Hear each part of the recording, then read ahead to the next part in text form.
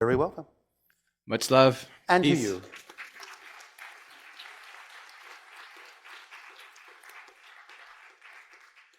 Please, all of you, remember from these dialogues, as you may be able to tell more and more every day, is that when we discuss the concepts of metaphysics, they really are just physical concepts. They really are quite practical and obvious when you allow yourself to think about them that way. Good afternoon, Bashar. And to you, good day. Thank you so much. Yeah, so my first question, 15% of all divorce are high conflict. And Repeat that. 15% of divorces are high conflict. Yes, all right. And in these divorces, often children are used as weapons of war. Yes. To hurt the other parents. Actually, for that reason, I haven't seen my kids for now over 3 years. All right. So I came back here to in an attempt to reconnect with them. All right. And there's really nothing, definitely a biggest challenge in my life when the flesh of your flesh rejects you and hates you. Yes. So I want to understand from a spiritual perspective. Well, they've been taught to hate a portion of themselves, and they're simply projecting it on you because they're in denial about the fact that they hate a portion of themselves and are not willing to look at that and change it. So they have to project it on someone else because they do not wish to take responsibility. Probably the same for me too, right? To be a match for this experience. Yes. Well, the idea is that the so-called separations don't in any way, shape, or form, if they're truly representative of vibrational incompatibility or what's best for people's paths, don't have to experience conflict at all. So if they do, then obviously there are issues there that are driving that conflict experience, and those issues need to be looked at. And what are the pearls for me? When we attract this type of experience, as you always say, there's something to learn. Yes. Some big lesson. So what is the big lesson you see for me or the alienated parents like me? Well, what have you learned about yourself by going through this experience? What have you learned that you would prefer to change in your life by going through this experience? That's a good question. Thank you. Do you have a good answer? I learned. You don't have to answer me now. Okay. But that's the question to ask yourself is, what have I learned about myself in beneficial ways I otherwise might not have learned had I not gone through that experience? So how can I use the experience that may have started out for negative reasons in a positive way to help myself grow, to help myself change in ways that I would prefer to be, so that then I can perhaps attract a different reflection in my life if others are willing to also perhaps look at themselves in the same way, then perhaps there can be more vibrational compatibility than there used to be. But it doesn't really matter because even if they change, I'm not dealing with the same person anyway. So what difference does it make who I'm dealing with? I know I will attract what I need. Mm-hmm. But the whole point is to work on myself and decide if I could have done things differently in a way that I would have preferred to. I can be that person now. Thank you. So I got a small opening by the court. Now I will have the ability to spend 1 hour with them a month on the therapeutic supervision. So what would you advise me to do in that 1 hour so that I can wake up the part of my children that love dad?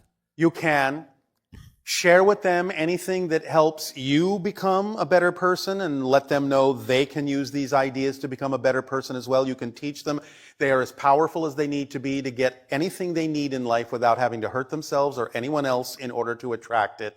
You can teach them that their passion is of paramount importance and they have to know the difference and tell the difference between excitement and anxiety so they know they're always in alignment with the path of their passion. You can be a shining and living example of how to live a joyful life so that they will eventually see that in you and allow it to rub off on them.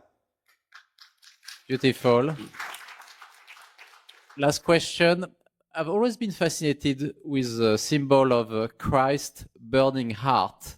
Yes. So I would like you to describe to us what is the internal state or the state of consciousness of Christ with that burning heart? What does that feel like? Do you not yourselves call it the passion of the Christ? Yes. Burning heart, passion. Follow your passion. Burn for it. There is nothing else more important. Nothing else that puts you more in touch with who you truly are. And it looks like it's a state with very high awareness ecstasy, but a lot of discomfort at the same time. Is that true? It doesn't have to be uncomfortable. Remember that that was a specific lesson, a specific play being acted out for specific reasons that were relevant for that time that are no longer relevant for you. That was the point of it. This is the last time you have to actually see an example of this, if you understand the lessons being taught. That's what it means when someone says, oh, Jesus died for your sins. That has been misinterpreted in a number of different ways over the period of time from then to now. The idea is he went through that to show you that you didn't have to go through that this is the consequence of certain choices and to not make those choices. Remember, it wasn't his intention, no offense, to create Christians. He was telling you all that you're all Christ's. Act like it. And then you will be free. You will resurrect yourselves into a new life, into a new understanding, and your heart will burn with the passion of being who you truly are. Beautiful. Thank you so much. You are so welcome.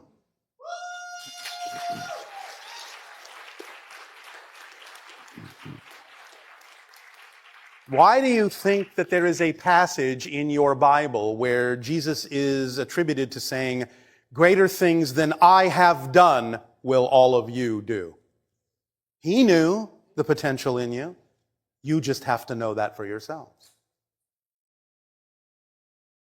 Hey, Bashar. And you good day, or if you wish, hey. I noticed that you give vague answers a lot of times when people ask you questions. Sometimes. It depends on the reason for why they ask the question and how important it is for us to be specific as opposed to allowing them to go through the process they need to go through in order to discover some of the information themselves, because it's not our job to open your presents for you. It's our job to tell you that there are presents, but we can't live your life nor reveal the process that you may need to go through to get there other than giving you the tools that will help you do so. Is it also because it's Was that specific enough for you? Yeah, is it also because it's up to that person's interpretation of what they experience, or is it literally for That can factor into it, yes. Okay. Because many times we will give people information and they will filter it through their belief systems and interpret it in a certain way. And we have to take a reading as to exactly how they interpret it and how much more understanding or processing they may need to understand it a little bit more concretely. Great. Does that help? Yes. Is that it? Another question. Yes.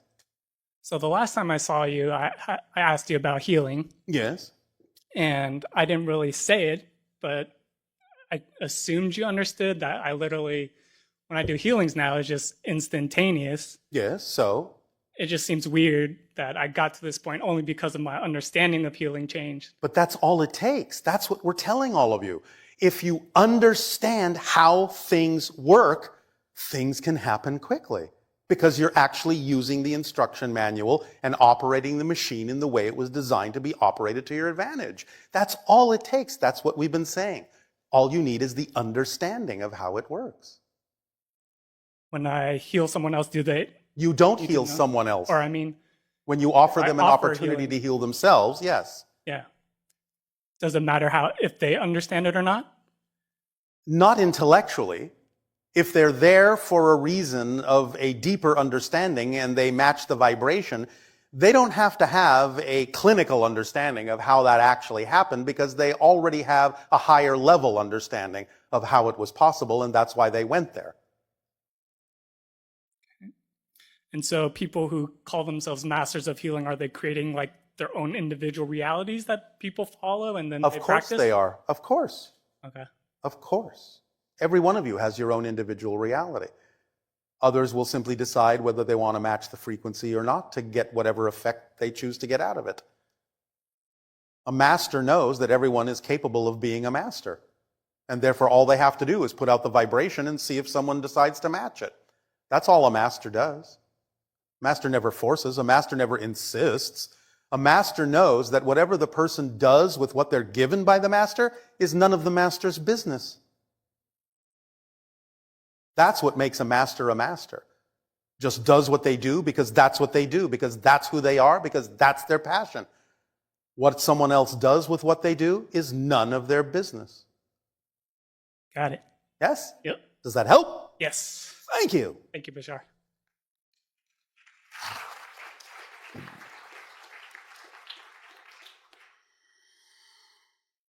Hello, Bashar. And to you, good day. I've been following my passion, and I have a group that once a year has asked me to give a talk. And the most compelling, inspiring archetype that I've been attracted to is the hero's journey. Oh, all right. That's very good because story structure is built into your psyche. That's how information is retained. Story structure, the hero's journey, as you call it, is not something that you invented. It's something you discovered. Exists within your psyche. And that's why stories last for thousands of years. Because if you tell the story and hit all the harmonic points of the hero's journey, the information is retained. Thank you.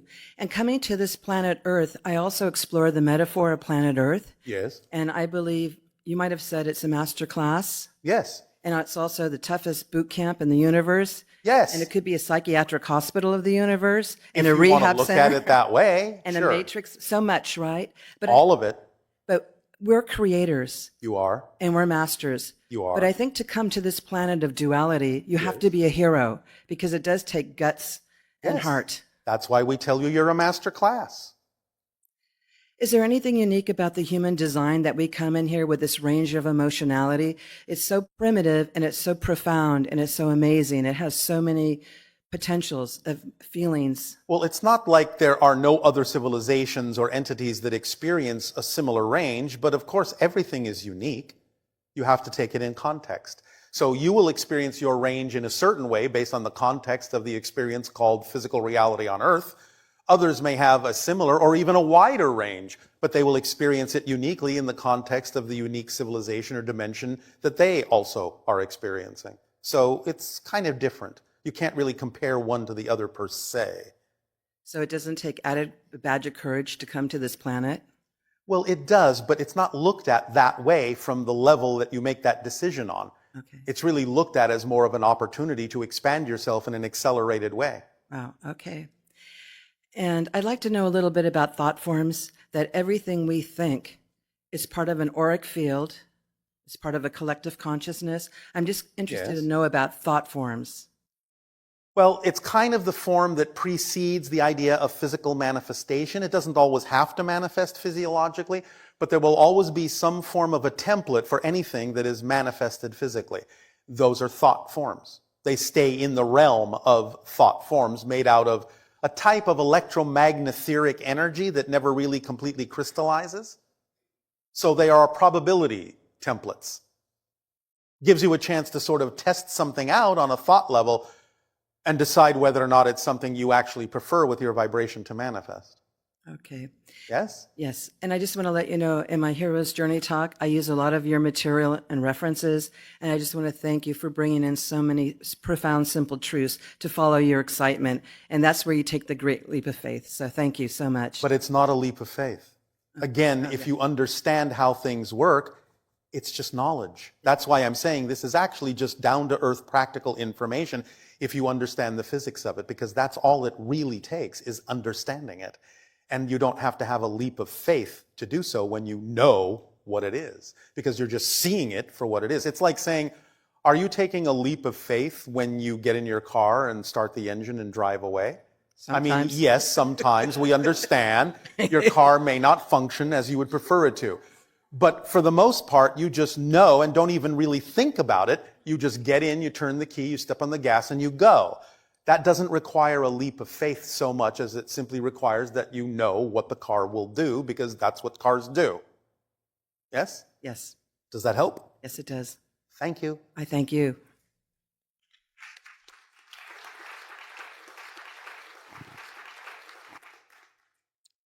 Hi, Bashar. And to you, good day. I have it's actually two questions in one. All right. We do have a specific purpose in this life, and we do. It doesn't depend how long you're going to live on this earth physically. And then if it does, then can we kind of like re-download the software so if you want to hang it out a little longer? It is possible in this particular day and age to actually shift your theme in life when you're done with one. You don't have to die. You can actually continue on with another theme if that really serves a purpose for you. Nevertheless, most of you have developed or designed the idea of the purpose and theme that you are experiencing to last a certain amount of time precisely. Therefore, generally speaking, when you are done with that theme, you will be done with physical reality. You will not die before you are done. So, unless, of course, you simply decide to take your own life, you can do that. But generally speaking, if you don't do that, you cannot die before you're done with the theme you chose to experience. Now, your purpose in life is simply to be you, as best as you possibly can. You may have different expressions of the purpose, different kinds of things you wrap the purpose in, a specific expression, a specific mission, but those are all expressions of your purpose of being yourself as fully as you can. That's your purpose. You all have the same purpose in that sense, even though you may not all have the same expression of it. But the timing is usually laid out to match precisely what it is that you wanted to explore in this particular experience. So for whom it depends if you want to have another purpose, so to speak. Not another purpose, another theme. Another theme, yeah. Yes, you can perhaps sometimes choose to do that. It just depends on whether it's relevant for you or not. The idea of continuing to live a physical life isn't always relevant. Sometimes it may actually be to your benefit to go back into spirit and choose to have a different experience somewhere else. But you have to trust the timing that you've set up.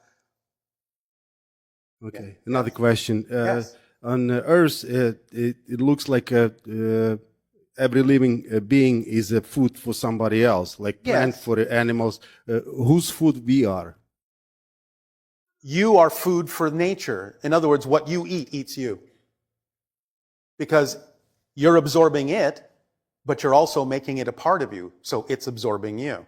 It's a symbiotic relationship on that level, even though its expression is relatively predatory still. On our planet, all the animals are symbiotic entirely. No one ever dies in the exchange. You're evolving to that, but that's not where you're at right now. But nevertheless, obviously, aside from humans preying on humans, which you often do, nature, when you absorb it, absorbs you too. So we are not the source of energy to other beings. That's what you're saying. Not in the way you're asking that question, not really. There are such exchanges, but we're going to let that one lie here for the moment because we understand that there are also many conspiracy theories on your planet that take those concepts in a very negative direction, and we simply don't prefer to go in that direction. And the last question, as you pointed out, we create our own reality. You do. So when you imagine your own reality and then it doesn't come to be true, Then it doesn't congratulate yourself. it doesn't mean that you just don't have enough energy to create that. Not necessarily. But remember what we said about the formula? You act on your passion, part one, to the best you can. Part two, what was part three? No insistence, no assumption as to what the outcome is supposed to be. None, zero, zip. Because you don't know what the best outcome actually needs to be. The process. So insisting, well, this is supposed to have happened, that would have been the best thing to happen, you don't know that. So when something doesn't happen in the way you expected, be grateful, because then it might actually come in the way it needs to come that would be even better than what you imagined. You have to finally get to the place where you have to admit to yourself, you don't know what the best outcome actually is. That's not your job. That's your higher mind's job to bring that to you. Your physical mind's job is just to experience what it's brought. That's it. Your physical mind doesn't have the job of determining what's best for you. Your higher mind does that. If I can ask one more question. it looks like everything is in balance in nature. So basically, and if it's out of balance, nature try to balance back Of to the course. balance. Of course. So if you, like my experience, if you want to move to the next level, Yes. you always have to push yourself out of that balance, and then you work, and then it backs Yes. to the balance. So every time you have to kind of push yourself out of balance Yes. to make sure to get back to the higher level. That's all right. That can be done in a very natural way. You have the perfect example in the ability to simply walk. The only way you move forward is to actually take yourself out of balance temporarily until you balance yourself by putting your foot down again, and again, and again, and again. But in the meantime, you're out of balance, out of balance, out of balance, out of balance. All right, thank you. Thank you.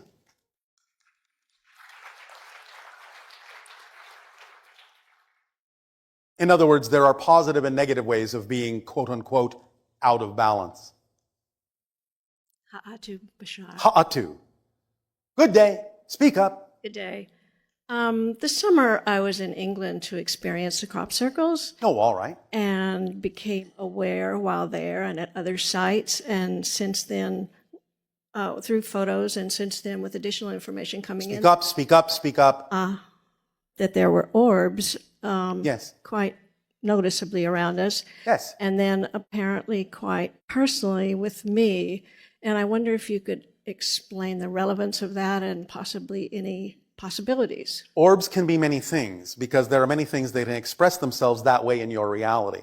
It can be an interjection into your physical reality of a spirit, and it simply appears that way because it doesn't really take on a bodily form that you would recognize. So it's a form of energy expression of spirit. But orbs can sometimes actually be technological probes from another dimension, taking readings, doing all sorts of other things. It depends. You have to sort of take it on a case-by-case basis. Mm-hmm. So if there are some that seem to be with me quite personally, Then they might be observing you, or they might be someone you know that's hanging around. and would there be a possibility of interaction with them? Yes. Can you say more about that?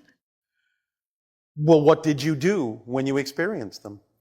Well, since I found out that they are, I'm used to seeing them in photos at somewhat of a distance, and they never became more personal until the Until? experiences in England. And then And how did you feel when it became personal? How did that moment feel? I felt exciting because I thought, oh, there might be possibilities here. So I've just been trying to be. Wait, don't go so fast. Back up. How did you feel in that moment? To learn that. Excited. All right. That's a state of being, yes? Yes. Therefore, anytime you remember what that felt like at that moment, you're back in that state of being, and that's the point. You're being shown a state of being as a marker to get into that state of being for everything you do in life. And that will also allow you better opportunities to communicate with other forms of intelligence as well. So just remember what that felt like, and you're back in the state of being, even if it doesn't feel exactly the same. You have to know you're in the proper state of being. That's the whole point, states of being. You're getting state of being training. Yes? Yes. So, remember, here's the trick. Remember or understand for the first time, again, physics, you cannot experience what you're not the vibration of first. You understand? Yes. So, the ability, even the ability to remember what it felt like means you have to be in the state first in order to even have the memory. That's the trick. You can trick yourself into the state by remembering the state and then realizing you had to be in the state to have the memory. Mm-hmm. Then you're in the state. Stay in that state. Get used to what that feels like. And from that state, don't take yourself out of it by thinking, well, now what else do I need to do? Stay in the state and see what happens. Okay. I Yes? understand. Yes. Because you're putting yourself in the most receptive state for something to reach you and for you to be able to perceive it. This goes hand in hand with this idea that many times people on your planet will ask for something more. Give me a sign. Give me more information. Direct me here, direct me there. What do I do now? Understand this. This is very important.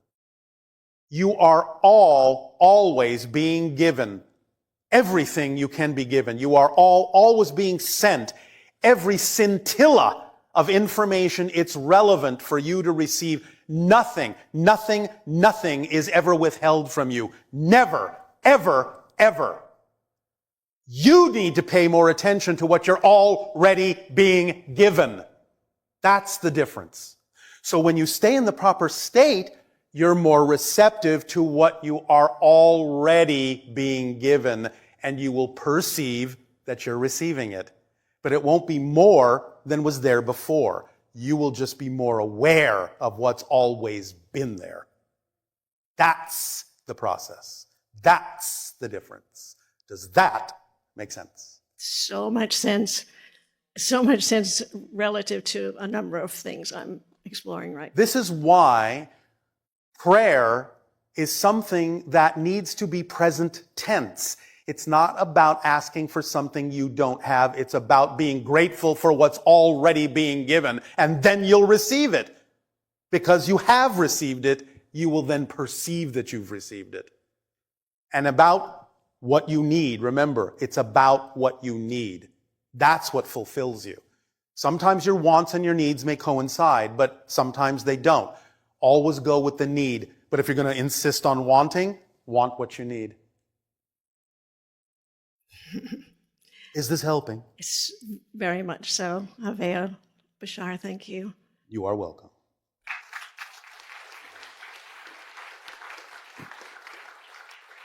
Again, this is the more precise meaning of the phrase, ask and you will receive. It's not meant that you don't already have it. It means that when you're in the state of grace, in the state of gratitude and appreciation by what you call asking, you will perceive that you have received what you need. That's what that means.